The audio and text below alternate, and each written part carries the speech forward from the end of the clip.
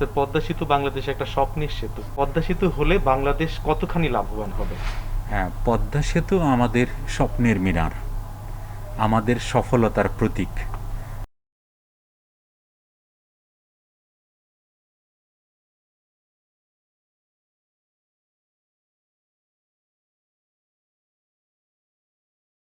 এটা অবিশ্বাস্য ছিল এবং বিশ্বব্যাংক আমাদেরকে একটা চ্যালেঞ্জের মধ্যে ফেলে দিয়েছিল।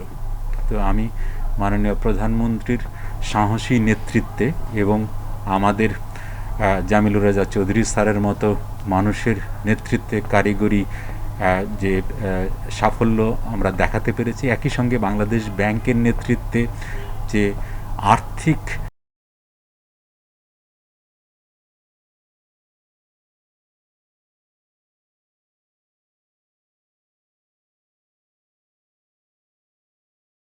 অভ্যন্তরীণ সম্পদ থেকে এরকম একটি বড় প্রকল্প করা যায়, এটা কিন্তু আমরা মানে আগে বিশ্বাস করতাম না, কিন্তু এরপর আমরা এটা বিশ্বাস করতে শুরু করেছি।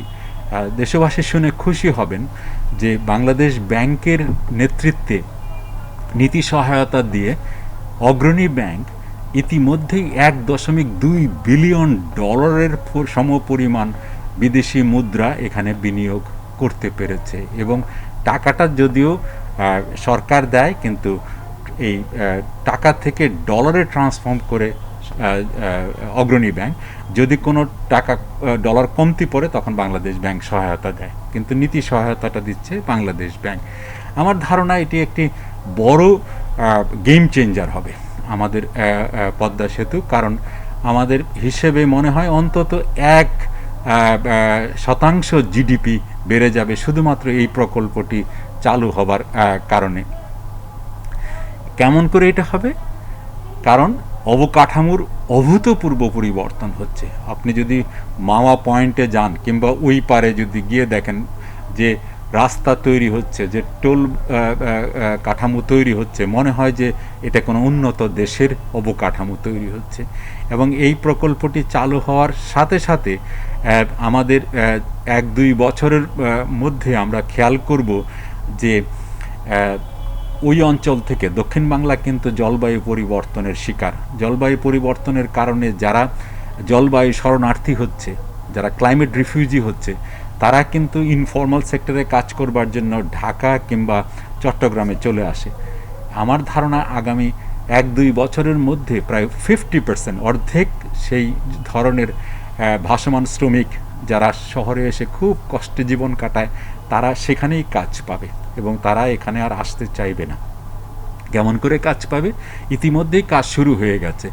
এই অঞ্চলে এখন মংলা ইপিজেড হচ্ছে, মংলা স্পেশাল ইকোনমিক জোন হচ্ছে এবং একই সঙ্গে এখানে জাহাজ শিল্প গড়ে উঠছে, মানে শিপ বিল্ডিং শিল্প কিন্তু আগেও ছিল, এখন আরও বড় আকারে গড়ে উঠছে।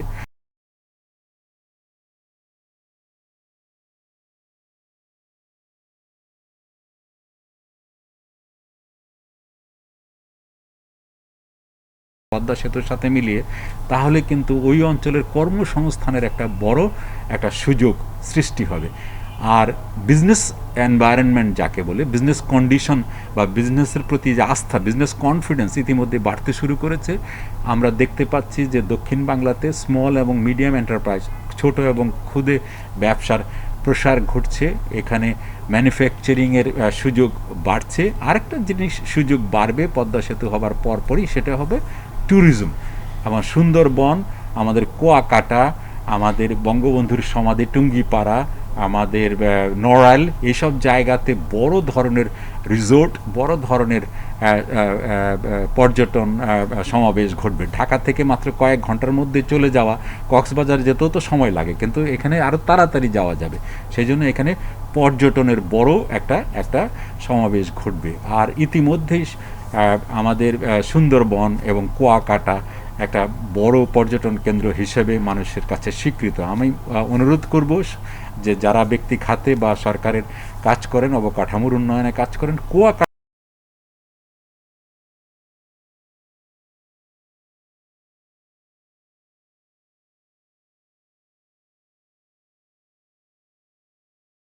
ইমপ্লিমেন্ট করে ফেলি। যেমন মংলাতে যে স্পেশাল ইকোনমিক জোনটা হবার কথা, এটা যেন খুব দ্রুত এটা যেন বাস্তবায়ন হয়। যত দ্রুত বাস্তবায়ন হবে তত কিন্তু এই অনেক বিদেশি ফরেন ডাইরেক্ট ইনভেস্টররা ঢাকা থেকে তারা তাড়াতাড়ি সেই স্পেশাল ইকোনমিক জোনগুলোতে যাবে।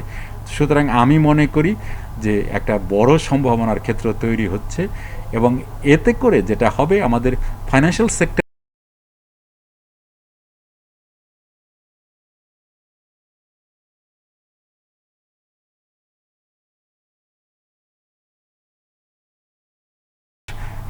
সাপোর্ট দেয় যে এখানকার উদ্যোক্তারা যেন বিশেষ সুবিধা পায় এবং তারা যেন গড়ে উঠতে পারে খুব তাড়াতাড়ি।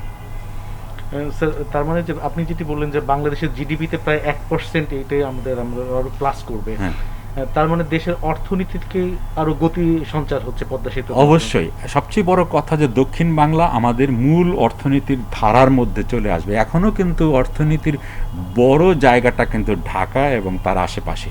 তো এর সাথে যেমন আমাদের বঙ্গবন্ধু সেতু হবার কারণে যেমন উত্তরবঙ্গ যুক্ত হয়ে গেছে, আজকে কৃষিতে উত্তরবঙ্গে যে এত প্রসার ঘটেছে কারণ এই কানেক্টিভিটিটা বেড়েছে বলে, একই রকম কানেক্টিভিটি বাড়বে দক্ষিণ বাংলায়। এবং এখন কিন্তু দক্ষিণ বাংলায় দারিদ্র্য সবচেয়ে বেশি, দারিদ্র্য বাসা বেঁধেছে দক্ষিণ বাংলায়। এই সেতুটা হয়ে যাবার পর দক্ষিণ বাংলার দারিদ্র্য অনেকটাই কমে যাবে, এবং একটা মার্কেটের যে কানেক্টেডনেস, ইন্টার কানেক্টিভিটি, এটা অনেক বেড়ে যাবে। এবং ইন্টার কানেক্টিভিটি বাড়া মানেই আমাদের ইকোনমি আরও চাঙ্গা হওয়া। স্যার, পদ্মা সেতুর দুই প্রান্তে দুটি জায়গা করা হয়েছে যেখানে একটা সিটির মতন করা হচ্ছে। পদ্মা সেতুর কারণে যারা ঘর হারিয়েছে তাদের ঘর বাড়ি দেওয়া হচ্ছে, তাদের জীবন মান উন্নয়নে আপনার কোনো সুপারিশ আছে? আমার মনে হয় যে তাদের জীবন মানও উন্নত হবে, কারণ এই যে সংযোগটা বাড়বে, সংযোগ বাড়বার কারণে ওখানে ব্যবসা বাণিজ্যের প্রসার ঘটবে। এবং আসলে সরকার সব কিছু করতে পারবে না, যদি ব্যবসা বাণিজ্যের প্রসার ঘটে মানুষ এখানে কর্মসংস্থান হবে, নতুন উদ্যোক্তা তৈরি হবে, বাজার প্রসার ঘটবে। সুতরাং আমার মনে হয় যে সবচেয়ে গুরুত্বপূর্ণ বিষয় হলো কানেক্টিভিটি। এই যে দূরত্ব কমে যাবে। এখন একটা সময় ছিল, আমাকে সেদিন বলছিলেন যে পিরোজপুর থেকে আসতে 14-15 ঘন্টা লাগতো ঢাকাতে, সেটা এখন 2-3 ঘন্টায় চলে আসবে। তো এতে কি যে সময়টা বাঁচবে তার প্রভাব কিন্তু ট্রান্সপোর্টেশন কস্টের উপরে পড়বে, ব্যবসা বাণিজ্যের উপরে পড়বে, শিক্ষার উপরে পড়বে। কারণ অনেক ছেলে মেয়ে হয়তো ভালো জায়গায় লেখাপড়া করার জন্য বাড়ির থেকে বের হতে পারতো না, আসবে, স্বাস্থ্যের সুযোগ বাড়বে। সব মিলে এটার একটা সিনার্জিক, যেটাকে বলে সব দিক মিলিয়ে একটা ইম্প্যাক্ট হবে। এবং আমি মনে করি সবচেয়ে বড় কথা যে এটা আমাদের জাতীয় এক সাহসের প্রতীক হয়ে দাঁড়াবে। এবং আমি সেই জন্যই বলছি যে এটা আমাদের সাহস এবং স্বপ্নের একটা প্রতীক হিসেবে দাঁড়িয়ে যাবে।